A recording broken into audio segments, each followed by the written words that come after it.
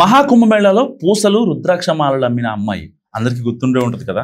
ఎందుకు ఉండదులేండి, ఎందుకంటే ఇన్స్టాగ్రామ్లో పెట్టిన ప్రతి రీల్ని వైరల్ చేసాం మనం. సో సరే, అదంతా అయిపోయింది. కానీ ఇప్పుడు ఆ పాపకి ఒక డైరెక్టర్ షాక్ ఇచ్చాడు.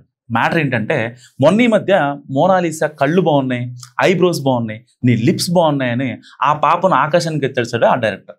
సో నీకెందుకు, నేను నిన్ను హీరోయిన్ చేస్తానని చెప్పిన సనోజ్ మిశ్రా అరెస్ట్ అయ్యాడు. ఇప్పుడు కట్ చేస్తే సో అత్యాచారం కేసులో ఢిల్లీ పోలీసులు ఆయనను అరెస్ట్ చేస్తే ఇప్పుడు జైలు గోడల మధ్య ఊచలు లెక్క పెడుతున్నాడు ఆ డైరెక్టర్. సో ఒక అమ్మాయిని శారీరకంగా వేధించడంతో పాటు బెదిరించి సెక్స్ చేశాడని తెలుస్తోంది. ఆయన అరెస్ట్ అయితే పూసలమ్మిన మోనాలిసాకు లింక్ ఏంటి అనుకుంటున్నారా? అయితే మ్యాటర్ ఏంటంటే, మనోడు మోనాలిసా వైరల్ అయినప్పుడు డైరెక్ట్గా ఇంటికి వెళ్ళి నేను నిన్ను హీరోయిన్ చేస్తా అని చెప్పి మాట ఇచ్చాడు. తీరా చూస్తే రేప్ కేసులో అరెస్ట్ అయ్యాడు. సో మరి ఈ పూసల పాపకేమో భయం పట్టుకుంది, నా కెరీర్ ఏమైపోద్దో అని. ఇంకా ఎందుకంటే ఇన్నాళ్ళు సినిమా హీరోయిన్ అవుతానని ఇంకా ఆ కన్న కళ్ళని ఒక్కసారిగా ఆవిరైపోయాయి. ఇక్కడ ఇంత జరిగిన మోనాలిసాకు ఒక ప్లస్ ఉంది. అదేంటంటే, ఈ డైరెక్టర్ మోనాలిసాను మాత్రం ఇబ్బంది పెట్టలేదు. అదే ఆవిడకి ప్లస్ అని చెప్పాలి. ఇకపోతే మన రొమాంటిక్ డైరెక్టర్ మిశ్రా విషయానికి వస్తే 2020లో టిక్ టాక్, ఇన్స్టాగ్రామ్ ద్వారా సనోజ్ మిశ్రాతో యువతికి పరిచయం అయింది.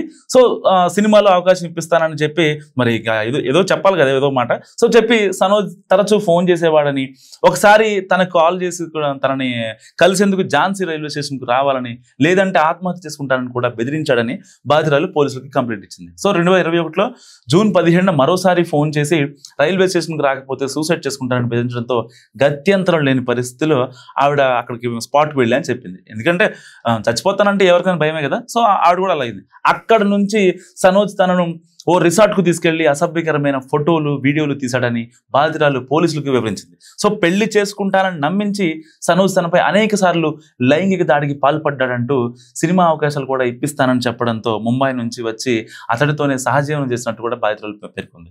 సో వాస్తవానికి అంటే ఇక్కడ ఈ సినారియోలో ఇక్కడ మోసపోయిన అబ్బాయో అమ్మాయో లేకపోతే ఇంకొకళ్ళు వీళ్ళిద్దరి వల్ల మోనాలిసానో కాదు. మ్యాటర్ ఏంటంటే, ఒక అమ్మాయి వైరల్ అయింది, లేకపోతే ఆ అమ్మాయి కొంచెం అందంగా ఉంది, ఎక్స్పోజింగ్ చేయగలదు, లేదంటే యాక్టింగ్ చేయగలదు. ఇన్ని క్వాలిటీస్, ఏ ఒక్క క్వాలిటీస్ ఉన్నాయి ఇన్ని క్వాలిటీస్లో.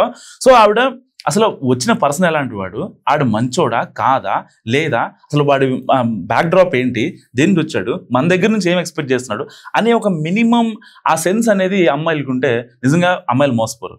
సో ఈవిడ గురించి మీరేమనుకుంటున్నారా? కామెంట్ కూడా తెలియజేయండి. చూస్తున్నాండి మహానగర్.